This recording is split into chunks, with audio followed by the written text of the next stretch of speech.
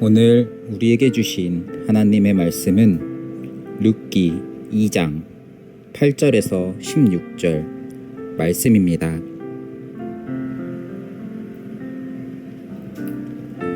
보아스가 룻에게 이르되 내 딸아 들으라. 이삭을 주우러 다른 밭으로 가지 말며 여기서 떠나지 말고 나의 소녀들과 함께 있으라. 그들이 베는 밭을 보고 그들을 따르라. 내가 그 소년들에게 명령하여 너를 건드리지 말라 하였느니라. 목이 마르거든 그릇에 가서 소년들이 길어온 것을 마실지니라 하는지라. 룻이 엎드려 얼굴을 땅에 대고 절하며 그에게 이르되 나는 이방 여인이거늘 당신이 어찌하여 내게 은혜를 베푸시며 나를 돌보시나이까 하니, 보아스가 그에게 대답하여 이르되 네 남편이 죽은 후로 내가 시어머니에게 행한 모든 것과 내 부모와 고국을 떠나 전에 알지 못하던 백성에게로 온 일이 내게 분명히 알려졌느니라. 여호와께서 내가 행한 일에 보답하시기를 원하며 이스라엘의 하나님 여호와께서 그의 날개 아래에 보호를 받으러 온 내게 온전한 상 주시기를 원하노라 하는지라. 룻이 이르되 내 주여, 내가 당신께 은혜 입기를 원하나이다. 나는 당신의 하녀 중에 하나와도 같지 못하오나 당신이 이 하녀를 위로하시고 마음을 기쁘게 하는 말씀을 하셨나이다 하니라. 식사할 때에 보아스가 룻에게 이르되 이리로 와서 떡을 먹으며 내 떡 조각을 초에 찍으라 하므로 룻이 곡식 베는 자 곁에 앉으니 그가 볶은 곡식을 주매 룻이 배불리 먹고 남았더라. 룻이 이삭을 주우러 일어날 때에 보아스가 자기 소년들에게 명령하여 이르되 그에게 곡식단 사이에서 줍게 하고 책망하지 말며 또 그를 위하여 곡식 다발에서 조금씩 뽑아버려서 그에게 줍게 하고 꾸짖지 말라 하니라. 아멘. 할렐루야, 사랑합니다. 축복합니다. 한 주간 잘 보내셨습니까? 날씨가 굉장히 덥습니다. 건강히 유의하시기를 바라겠습니다. 오늘은 룻기 2장 8절에서 16절까지의 말씀인데요. 말씀의 제목은 조금 독특합니다. 나는 노크리아입니다 라는 제목입니다. 이게 뭐냐? 여러분 10절 중간쯤에 보시면 룻이 자신을 이렇게 얘기합니다. 나는 이방 여인이거늘. 이방 여인에 해당하는 히브리어 표현은 4개 정도 있습니다. 다 살펴볼 수는 없고 그 4가지 표현 중에서 뜻이 애매하거나 모호하거나 또 뭐 중복된 표현을 다 빼고 나면 크게 2개의 단어로 요약이 됩니다. 먼저는 이 노크리아라는 단어가 있고요. 또 하나의 단어는 게르라는 단어가 나옵니다. 똑같이 노크리아나 게르는 이방인이라는 뜻을 가지고 있습니다. 그런데 내용은 확실히 구분이 됩니다. 먼저 게르는 이스라엘 안에 거주하는 거류민이라는 뜻입니다. 게르는 이스라엘의 혈통은 아니지만 유대 율법의 보호를 받을 수 있었습니다. 그래서 이스라엘은 게르에 해당하는 이방인들을 압제하지 않았고 추수 때 남겨진 이삭을 줍도록 허락해야만 했었습니다. 다시 말해서 이스라엘 내에서 어느 정도 법적 보호를 받는 존재들이 게르, 이방인이었습니다. 근데 룻은 스스로를 게르, 이방인이라고 말하지 않고 10절 말씀에 나는 이방인 여인이거든. 이 말이 뭐냐? 나는 노크리아입니다 라고 말합니다. 즉 나는 이방인입니다 라는 얘기를 하는 거죠. 여러분, 이 말은 단순히 자신의 국적을 나타내는 말이 아닙니다. 잠언의 말씀을 보면 음녀를 가리킬 때 대표적으로 노크리아라는 단어가 사용됩니다. 말씀을 잠시 보시면 잠언 2장 16절 말씀에 보니까 지혜가 또 너를 음녀에게 말로 호리는 이방 계집에서 구원하리니, 여기 음녀가 노크리아입니다. 또 잠언 5장 20절 말씀에도 보면 내 아들아 어찌하여 음녀를 연모하겠으며, 역시 노크리아라는 단어가 이 음녀라는 단어로 해석이 된 거죠. 7장 5절에도 나오고요. 또 마지막으로 잠언 23장 27절에도 보면 이 단어가 나옵니다. 대저 음녀는 노크리아는 깊은 구덩이요 이방 여인. 노크리아 똑같습니다. 좁은 함정이라고 말합니다. 물론 노크리아가 음녀라는 뜻만을 가진 것은 아니지만 잠언의 말씀에서는 이 단어가 반복적으로 음녀를 가리키는 단어로 표현됩니다. 그럼 왜 노크리아, 이방인을 음녀로 표현하는가? 이유는 공동체 밖에서 들어온 이방인이 언약 공동체를 무너뜨릴 수 있다는 위험한 외부의 존재라는 인식이 당시 이스라엘 내에는 있었기 때문입니다. 근데 이 표현을 오늘 본문의 룻이 자기 자신을 향해 사용하고 있습니다. 나는 노크리아입니다. 다시 말해서 이런 얘기가 됩니다. 나는 여기에 있을 자격이 없는 사람입니다. 저는 이 공동체에 속할 수 없는 사람입니다. 환영받을 이유가 없는 사람이 바로 저입니다. 당신이 저에게 은혜를 베풀 이유가 없는 사람입니다. 라는 자기 고백을 하고 있는 것입니다. 여러분, 룻은 과부입니다. 가난하고 후손도 없습니다. 게다가 모압 사람이고 하나님의 언약 밖에 있었던 사람이었습니다. 룻은 일반적인 사회적 약자가 아니라 공동체를 무너뜨릴 수 있는 위험한 외부인으로 인식되었던 노크리아였습니다. 이방인이었습니다. 그래서 오늘 본문에 나오는 이 보아스의 행동은 굉장히 놀라운 겁니다. 사실 룻은 율법이 허락하는 범위 안에서, 즉 게르라고 하는 이방인에게만 적용되던 그 율법의 범위 안까지 이 룻은 어느 정도 혜택을 누리고 있었습니다. 이삭을 주울 수가 있었던 거죠. 그 정도면 보아스가 특별하게 나서서 어떤 제스처를 취하지 않아도 됐습니다. 근데 보아스가 어떻게 합니까? 내 밭에서 계속해서 이삭을 주어라.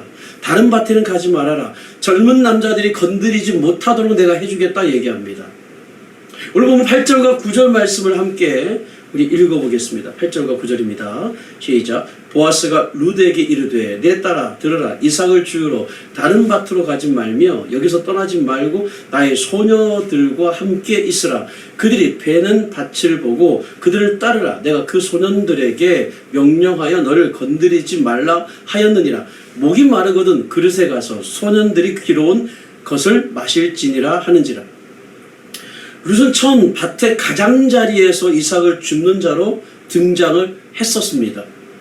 그녀의 위치는 철저히 주변부였던 거죠. 추수꾼들이 곡식을 거두는 중앙부에서 일하고 있는 중이었다면 룻은 그들이 지나간 뒤를 따라서 남겨진 이삭을 줍는 상황이었습니다. 그녀는 공동체의 중심이 아니라 가장자리에 서 있는 존재였습니다. 그런데 14절 말씀에 보면 놀라운 변화가 일어납니다. 14절 말씀을 함께 우리 읽겠습니다. 시작. 식사할 때 보아스가 룻에게 이르되 이리로 와서 떡을 먹으며 내 떡 조각을 초에 찍으라 하므로 룻이 곡식 베는 자 곁에 앉으니 그가 곡식을 주매 룻이 배불리 먹고 남았더라. 보아스가 룻에게 이리 와서 떡을 먹으라고 말씀합니다. 이 짧은 초청의 말은 단순히 같이 밥 먹자는 식사 권유의 의미가 아닙니다. 룻은 더 이상 밭의 가장자리에 머무는 사람이 아니라 같이 와서 먹자는 것은 공동체 식탁 교제 안으로 초대받은 겁니다.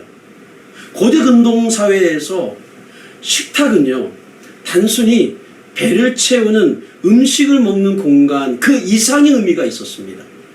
식탁은 관계를 확인하는 장소였고 소속을 선언하는 자리였고 화평을 나누는 언약적 공간으로서 함께 식사를 하는 것이 바로 고대 근동사회의 식사 자리였습니다. 그래서 함께 식사한다는 것은 단순히 상대에 대하여 친절을 베푼다는 그 의미 이상의 의미가 있었던 거죠. 다시 말해서 함께 식사한다는 것은 이런 겁니다.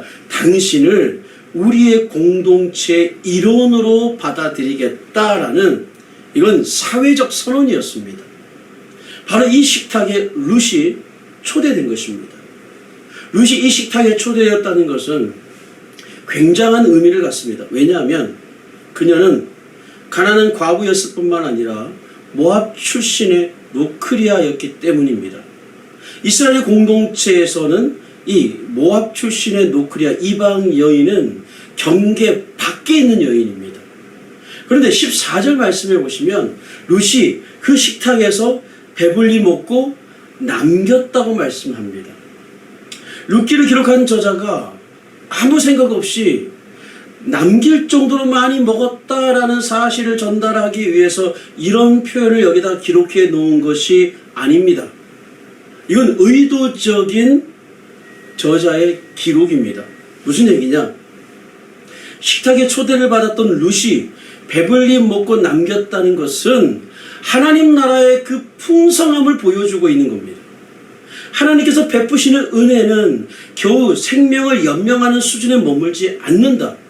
하나님의 은혜는 남는 은혜다. 넘치는 은혜이고 다른 사람과 나눌 수 있는 풍성한 것이다 라고 말을 하고 있는 것입니다. 할렐루야. 실제로 2장 18절 말씀에 보면 보아스가 얘기합니다. 먹고 남은 음식도 가져가라고 말합니다. 여러분, 보아스의 이러한 모든 행위는 율법의 최대 기준을 훨씬 넘는 행동들이었습니다. 내 밭에서 계속 주어라. 다른 밭에 가지 말아라. 젊은 남자들이 건드리지 못하게 하겠다. 목마르면 언제든지 물동이에는 물을 갖다가 마셔라. 식사 자리에 와서 함께 먹자. 떡을 먹어라. 볶은 곡식을 먹어라. 남은 음식도 가져가라. 그리고 종들에게 일부러 곡식을 떨어뜨리도록 해서 가져가게 했습니다. 이런 보아스의 행동들은요, 율법이 정한 율법이 정한 그 기준의 선을 넘어서는 사랑이었습니다. 의무를 넘어선 사랑, 긍휼이었습니다. 그래서 룻이 어떻게 합니까? 그 얼굴을 땅에 대고 말합니다. 10절 말씀에 우리 같이 읽어보겠습니다. 10절입니다. 시작. 룻이 엎드려 얼굴을 땅에 대고 절하며 그에게 이르되 나는 이방 여인이거늘 당신이 어찌하여 내게 은혜를 베푸시며 나를 돌보시나이까? 이 말은 이런 거죠. 당신이 어째서 저 같은 사람에게 친절을 베풀어 주십니까? 라는 뉘앙스가 아닙니다. 이거는 그렇게 읽힙니다. 이 말씀을. 근데 그런 뉘앙스가 아니라 원문으로 보면 느낌이 사뭇 다릅니다. 나는 이방 여인이거늘 어찌하여 내게 은혜를 베푸시면 나를 돌보십니까? 라는 이 말의 뉘앙스는 원문은 이렇게 됩니다. 하필 왜 저입니까? 어찌하여 저를 생각하시는 겁니까?에 가깝습니다. 이 말은 당신은 내가 누구인지 아시지 않습니까? 나는 모함 여자입니다. 나는 노크리아입니다. 다시 말해서 나는 이렇게 받아들여질 이유가 전혀 없는 사람이 바로 저입니다 라는 얘기를 하는 겁니다.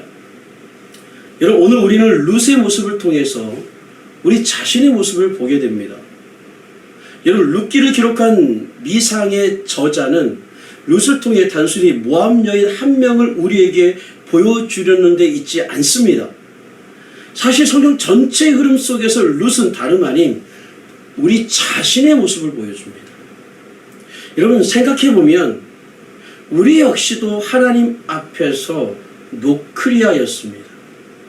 바울도 이 사실을 말해줍니다. 에베소서 2장에 보면 바울은 전에는 멀리 있던 너희가 이제는 가까워졌다고 말합니다. 맞습니다. 우리는 원래 하나님과 아무런 상관이 없는 사람들이었습니다. 밭에 가장자리에 있었던 사람이었고 약속 밖에 있었던 외부인이었습니다. 노크리아였습니다. 소망이 없던 자였고 하나님 없는 자였습니다. 근데 하나님이 먼저 우리를 찾아와 주셨습니다. 그래서 룻이 던졌던 질문은 사실상 우리의 질문이기도 합니다. 주님, 왜 저입니까? 주님, 인생이 무엇이기에 주께서 저를 생각하시는 겁니까? 제가 무엇이기에 십자가의 사랑을 받게 된 것입니까? 여러분, 은혜는요, 받을 만한 자격이 있어서 받는 것이 은혜가 아닙니다. 은혜는 받을 만한 자격이 있어서 받는 것은요, 공로에 대한 대가지, 그건 은혜가 아닙니다. 은혜는 자격 없는 자에게 주어질 때 비로소 은혜가 되는 것입니다. 자격 없는 자에게 주어지는 그 은혜, 그 은혜를 받은 사람들에게는요, 똑같은 공통점이 있습니다. 그게 뭔지 아십니까? 은혜를 받은 사람들은요, 똑같습니다. 상대에 대해서요, 너그럽습니다. 너그러워져요. 은혜를 받은 사람들은요, 얼굴이 밝아집니다. 저처럼 피부가 까만 사람은 아무리 밝게 하려고 해도 밝아지지 않지만 피부의 색은 아니죠. 밝아졌다는 거는. 은혜를 받은 사람은요, 위로와 격려와 따뜻한 말을 막 해주고 싶어서 입이 근질근질해서 견디지를 못하는 사람들입니다. 저는 교회된 성도인 여러분들이 그런 분들이라고 믿습니다. 지금 여러분 주변에 누가 계신지는 모르겠지만 혹시 옆에 누가 계신다면 여러분 지금 입이 근질근질 하실 거라고 저는 믿습니다. 누군가에게 지금 뭔가 격려해주고 싶고 위로해주고 싶고 축복해주고 싶은 말을 하고 싶을 거라고 저는 생각합니다. 혹시 주변에 계십니까? 그럼 얘기해 주십시오. 사랑한다고, 축복한다고. 혹시 주변에 아무도 없다면 오늘 누군가에게 찾아가서 위로와 격려의 말씀을 해주시면 좋을 것 같습니다. 말씀을 맺겠습니다. 룻은 자신을 나는 노크리아입니다. 저는 이방인입니다. 라고 말했습니다. 율법의 보호를 받을 수 있는 게르, 이방인, 게르, 거류민이 아니라 하나님의 긍휼 밖에 있었던 사람, 언약 밖에 있었던 철저히 외부인으로 자신을 인식했던 룻은 노크리아였습니다. 바로 그 노크리아에게 보아스가 헤세드, 즉 하나님의 긍휼과 사랑과 자비가 보아스를 통해 룻에게 임하게 된 것입니다. 이게 바로 룻기의 복음입니다. 룻기 이야기는 하나님 앞에 영적으로 노크리아였던 우리에게 베풀어진 예수 그리스도의 은혜가 어떤 것인지를 확인시켜주는 매우 놀라운 이야기입니다. 사랑하는 여러분, 이 은혜가, 이 하나님의 인애와 자비가 여러분의 삶을 통해서 이웃을 향해 또 바로 여러분 옆에 있는 가족들에게 이 은혜와 이 자비와 이 긍휼이 흘러갈 수 있기를 축복합니다. 누군가의 삶에 하나님이 보내시고 예비하신 보아스가 바로 여러분 자신, 우리 자신이 될 수 있기를 축복합니다. 할렐루야. 우리 함께 말씀을 생각하시면서 우리 기도하며 나아가겠습니다. 여러분, 우리는 노크리아였습니다. 언약 밖에 있었던 사람들이었고요, 철저히 외부인이었습니다.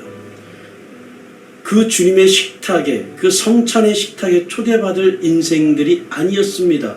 그러나 주님은 우리를 당신의 식탁에 초대하셨습니다. 우리의 소속을 알려주셨습니다. 하나님의 백성의 공동체로 우리를 포함시켜 주셨습니다. 우리는 노크리아였지만 우리는 은혜를 받은 사람입니다. 여러분, 이 시간 기도하실 때 은혜 받은 사람으로 이 땅을 살게 하여 주옵소서.